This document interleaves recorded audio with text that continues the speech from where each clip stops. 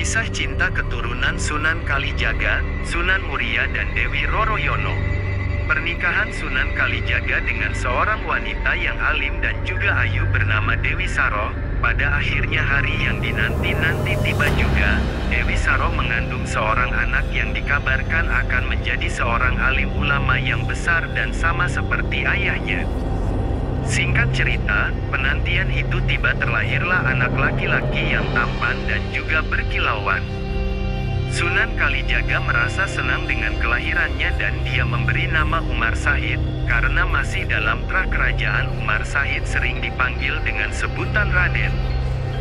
Raden Umar kecil itu setiap hari dia selalu dibimbing oleh ibunya terutama mengenai ilmu agama. Namun kegemarannya dia lebih suka jika berjalan-jalan dengan Sunan Kalijaga menyusuri pedesaan dan menyapa masyarakat. Warga sekitar merasa senang dan merasa kagum dengan Umar Said. Meskipun masih kecil tapi ketampanannya benar-benar luar biasa, memang keturunan dari kerajaan selalu tampan. Aduh, Raden Umar tampan sekali Sunan, uji salah seorang wanita ketika berpapasan dengan Sunan Kalijaga. Alhamdulillah, puji syukur kepada Allah Subhanahu wa Ta'ala atas segala macam ciptaannya, jawab Sunan Kalijaga dengan senyum tipisnya. Kanjeng Sunan mau kemana? Tanya wanita. Berjalan-jalan sore saja. Wanita itu hanya menganggukkan kepala dan setelah itu dia berpamitan untuk berlalu, begitu pula dengan Sunan Kalijaga seraya memberikan salam kepadanya. Benar sekali, Raden Umar Said selalu menjadi fokus utama dari setiap masyarakat ketika sedang berjalan-jalan sore ataupun pagi hari bersama Sunan Kalijaga ataupun dengan ibunya Dewi Saro. Sampai suatu ketika Sunan Kalijaga berpapasan dengan seorang pendeta, dia berhenti berhadap-hadapan dengannya. Keramat tambahan Sunan Kalijaga terutama tentang toleransinya membuat masyarakat pemeluk agama lain tidak sungkan untuk saling bersapa dengannya.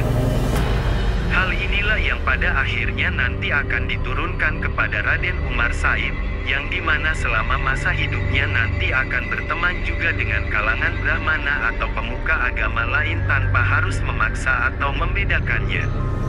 Raden Umar, suatu hari nanti dia akan menjadi seorang alim ulama yang sakti mandraguna, dan akan tinggal di tempat yang sangat tinggi, kata Brahmana tersebut.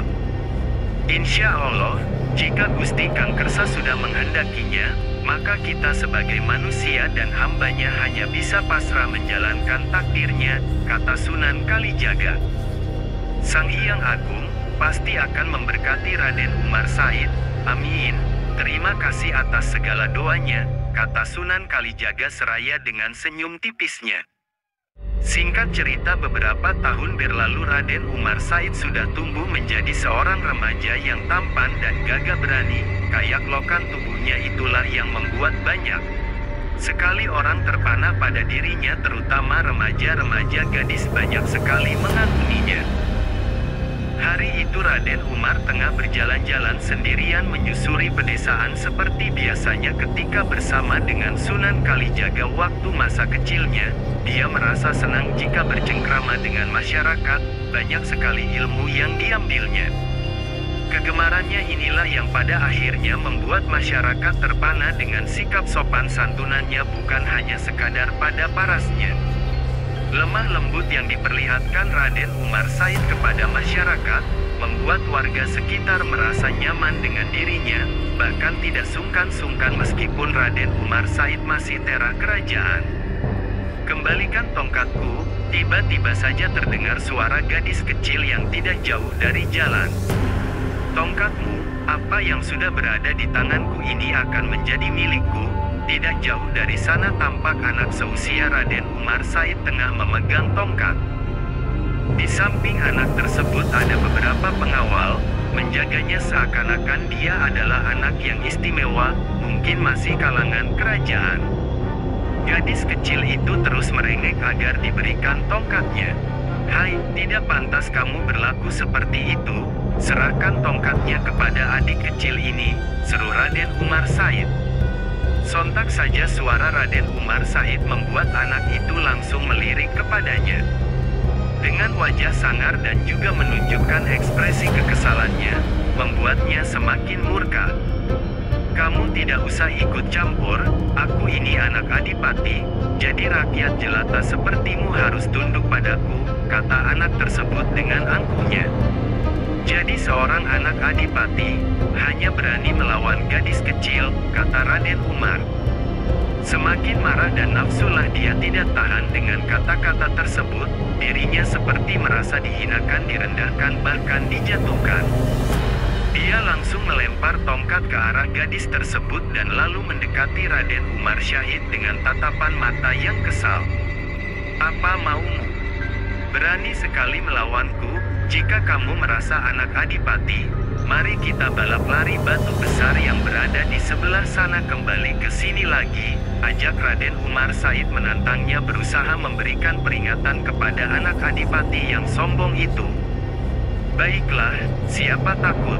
Pada akhirnya mereka berdua bersiap untuk berlari mengambil batu besar yang berada di seberang deretan rumah tersebut, dan lalu kembali membawanya tepat di mana gadis kecil itu berdiri sambil memegang tongkatnya terlihat ketakutan.